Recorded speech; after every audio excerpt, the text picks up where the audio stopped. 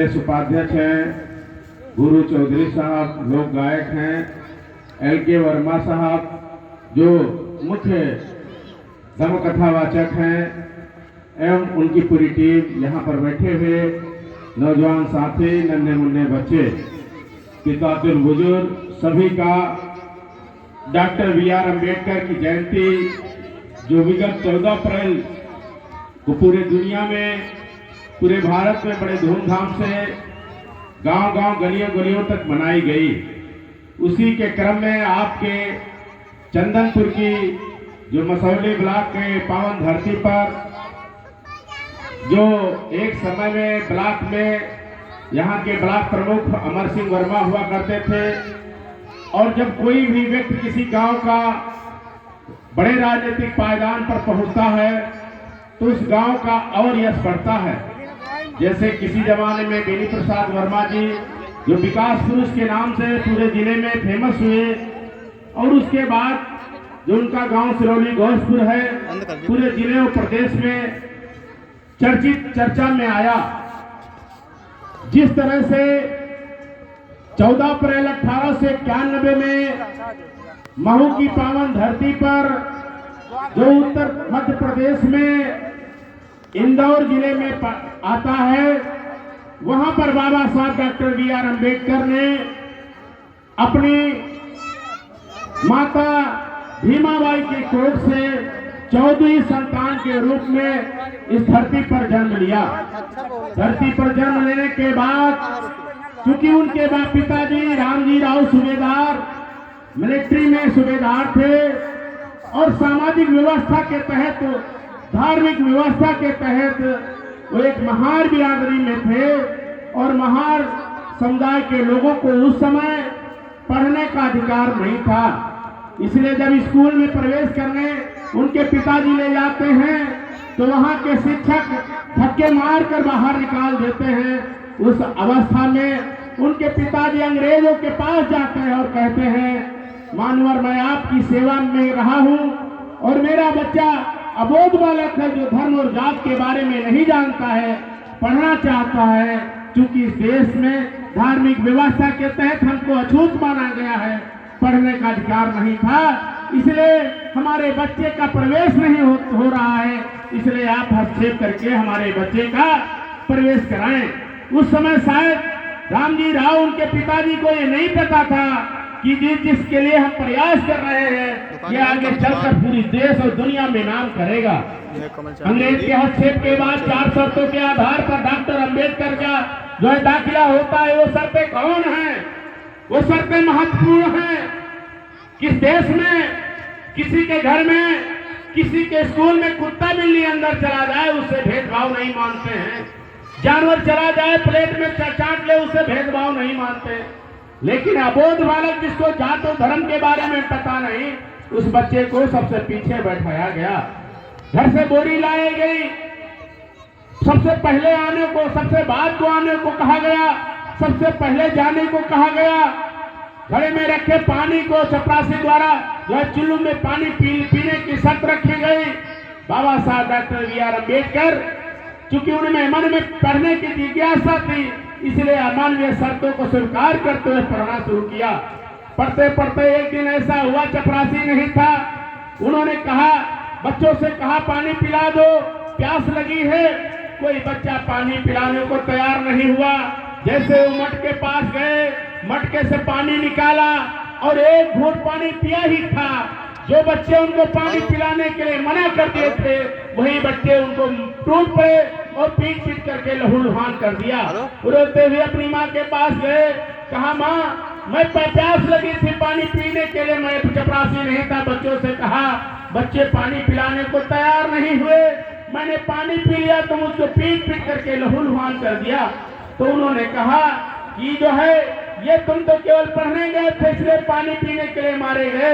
यहाँ तो लोग मजदूरी करने जाते हैं, उनको भी चुल्लू में पानी पिलाया जाता है, उनको भी पानी पीने का अधिकार नहीं है। 6 वर्ष की अवस्था में उनकी माता अपने बच्चे को बताते हैं, और कुछ समय के बाद बच्चा फिर पढ़ने शुरू कर देता है। 6-7 वर्ष की अवस्था में बाबा साहब की जो है माँ खत्म हो जाती हैं, और पढ़ते पढ़ते वो ऐसा दिन आता है कि पूरे देश में 32 डिग्रियां प्राप्त करते हैं, 64 विषयों में एमए होते हैं, 11 भाषा के ज्ञाता होते हैं, और उस दौरान पढ़ाई के दौरान उनकी 4 संतानें खत्म हो जाती हैं। पहला लड़का रमेश खत्म हो गया, दूसरी लड़की इंदू खत्म हो गई, तीसरा लड़का गंगाधर खत्म हो गया, चौथा लड़का राजरतन खत्म हो गया। लेकिन उन्होंने पढ़ाई से कोई समझौता नहीं किया और पढ़ते रहे। जब भारत में लौट करके आए, भारत में संस्कृत पढ़ने का अधिकार नहीं था। पढ़ाई के दौरान 2 कुर्मी राजाओं ने बाबा साहब की मदद किया। एक कुर्मी राजा थे जो कोल्हापुर के राजा शाहू जी महाराज थे, दूसरे कुर्मी राजा जो बड़ौदा के राजा शाहजी गायकवाड़ थे। सबसे पहले शाहजी गायकवाड़ ने मदद किया। शाहजी गायकवाड़ ने मदद किया और मदद करने के बाद जो 8 साल की डिग्री थी, डॉक्टर अंबेडकर ने 2 वर्ष में पूरी कर ली। जो 24 घंटा होता था, बाबा साहब डॉक्टर बी.आर. अम्बेडकर 21 घंटे पढ़ाई करके 8 साल की डिग्री 2 वर्षों में कर लिया। बाबा साहब जब भारत में आए, राजा के यहाँ नौकरी करने गए तो उनको रहने के लिए मकान नहीं दिया गया। चपरासी दूर से फाइल फेंकता था और जो है पानी पीने के लिए उनके अलग से गिलास रखा गया। जो राजा का वित्त सचिव हो उसके साथ भी ऐसा भेदभाव होता था। लेकिन एक दिन ऐसा आया कि पारसी धर्मशाला में जहाँ रुके थे, वो 150 लोगों ने बाबा साहब का सामान रोड पर फेंक दिया। बाबा साहब उस सामान के साथ पेड़ के नीचे बैठे सोचते रहे और रोते रहे कि मैं राजा का नौकर हूँ, 32 डिग्री का जो है ज्ञाता हूँ और मेरे साथ ये अपमान है, तो मेरे गांव के और देश के पढ़े लिखे अनपढ़ लोगों के साथ कितना अपमान होता होगा। जाके राजा से बताया। कोल्हापुर जो बड़ौदा राजा थे उन्होंने कर्जा माफ कर दिया। दूसरे राजा शाहू जी महाराज ने दोबारा पढ़ने भेजा और जो अधूरी पढ़ाई करके बाबा साहब लौट कर आए।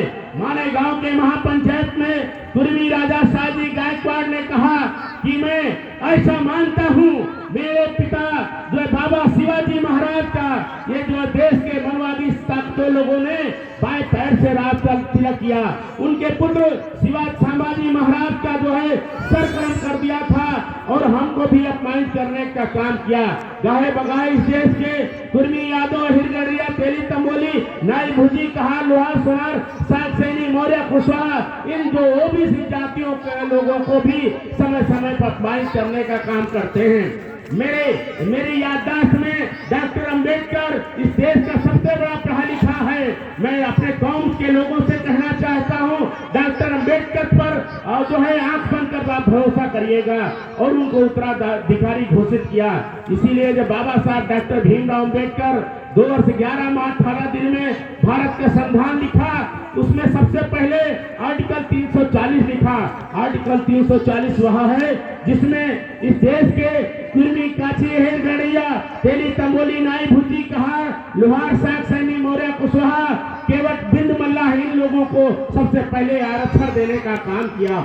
वो बात अलग थी कि उस समय के लोगों ने बाबा साहब का साथ नहीं दिया, इसलिए ओबीसी समाज को जा करके कुछ समय के बाद आरक्षण मिला और वो एससी समाज को आर्टिकल 342 में आरक्षण मिला, एसटी को आर्टिकल 343 में आरक्षण मिला। इस तरह से बाबा साहब डॉक्टर भीमराव अंबेडकर ने इस देश में सारे एससी ओबीसी महिलाओं को भी जो है बराबरी का अधिकार दिया, मजदूरों को भी बराबरी का अधिकार दिया, मजदूरों को हड़ताल करने का अधिकार दिया, दवाई कराने का अधिकार दिया, सबको शिक्षा का अधिकार दिया। इस देश में रिजर्व बैंक की स्थापना किया। इस तरह से बाबा साहब ने पूरे भारत में ही नहीं पूरी दुनिया में अपना नाम रोशन किया। इसलिए अभी जल्द में ही कोलंबिया विश्वविद्यालय में 200 सालों का अध्ययन कराया गया। बाबा साहब 200 वर्षों के अध्ययन में दुनिया में 6 विद्वानों में नंबर 1 के विद्वान हुए और वहां पर बराक ओबामा ने वहां के जो राष्ट्रपति थे सोने की मूर्ति लगाकर कोलंबिया विश्वविद्यालय में उस मूर्ति के नीचे लिखा सिंबल ऑफ नॉलेज। बाबा साहब अभी जल्दी में जो पिछले साल जो है पूरा अध्ययन हुआ, संयुक्त राष्ट्र संघ की बैठक हुई, 272 देशों ने बाबा साहब के जन्मदिन को 14 अप्रैल को विश्व शिक्षा दिवस के रूप में घोषित किया। इसलिए हम पूरी दुनिया के सारे देशों का हम जो है धन्यवाद देते हैं कि इस देश में पैदा हुए बाबा साहब को भी विश्व शिक्षा दिवस के रूप में घोषित किया। लेकिन अब हमको क्या करना है? बात आती है कि बाबा साहब सब कुछ करके चले गए, बाबा साहब संविधान लिख कर चले गए, बाबा साहब जो है नौकरी देकर चले गए, बाबा साहब शिक्षा का अधिकार देकर चले गए। ये कार्यक्रम हो रहा है, ये बाबा साहब ने जो संघर्ष किया, उन्होंने अथाह परिश्रम करके हमको सब कर दे के गया। अब हमको क्या करना है? हमको करना है कि हमको अंधविश्वास ढोल डब्बर से दूर रहना है, हमको शराब और जो है पान मसाला बीड़ी सिगरेट से दूर रहना है। इस पैसों को बचाकर अपने छोटे छोटे नन्हे मुन्ने बच्चों को पढ़ा लिखा करके इनको डॉक्टर इंजीनियर वकील बनाना है, इनको देश का सच्चा नागरिक बनाना है, जिससे वो देश और समाज और गांव का विकास कर सके, हमारे अन्याय की लड़ाई को लड़ सके। इन्हीं बातों के साथ मैं अपनी वाणी को यहीं पर विराम देता हूं, क्योंकि समय बहुत कम है और जो है बहुत आप लोग सांस्कृतिक कार्यक्रम को भी सुनने आए हैं, तो आप लोगों से यही दरख्वास्त है कि आप लोग अपने बच्चों को पढ़ा लिखा करके डॉक्टर इंजीनियर वकील बनाएं, और जो आपके शिक्षा हक हकूक को छीन रही है, इस सरकार को पलटने में भी आप पूरी ताकत लगा करके इसको हटाने का काम करें। नहीं तो आप इस सड़क पर चलते हैं, सफेद शाहपुर में टोल प्लाजा है, आपको टोल टैक्स देना पड़ता है, फैजाबाद जाते हैं टोल टैक्स देना पड़ता है। सरकार हमारी जमीनों को दूसरे देशों को देने जा रही। ओबीसी के 314 लोगों को आईएएस बनने से रोक दिया। उस ओबीसी में कुर्मी यादव समाज के लोग आईएएस बनने जा रहे थे। 27,000 लोगों को ओबीसी समाज के कुर्मी यादव को मास्टर बनने से रोक दिया। 11,000 कुर्मी यादव को डॉक्टर बनने से रोक दिया। इसलिए एससी अनुसूचित जात समाज के साथ साथ हम इस गांव के और ज्वार के कुर्मी यादव से भी जो है जगाना चाहते हैं कि वो भी उनका अधिकार छीनने जा रहा है। इसलिए अपने अधिकार को बचाने के लिए खड़े हों और अपने अधिकारों को जमीन जमात को बचाएं। बहुत बहुत धन्यवाद। जय भीम, जय भारत। नौ उठाएं। हेलो, मैं हरियाणा एडवोकेट जैसा ने बताया और बहुत ही बढ़िया बात बताया उन्होंने, और मैं चाहूँगा कि जिस तरह से समझाया है, अगर हर व्यक्ति इस तरह समझ जाए तो हमारा देश तरक्की जरूर करेगा। और उनके लिए एक बार जोरदार तालियों का स्वागत करें सब लोग। और मैं इसी कड़ी में मैं चाहूँगा हमारे विक्रम एडवोकेट जिससे मैं अनुरोध करूँगा वो आए और भी अपने मुखाग्रम से कुछ बतावें, ताकि हमारी जनता जागरूक हो और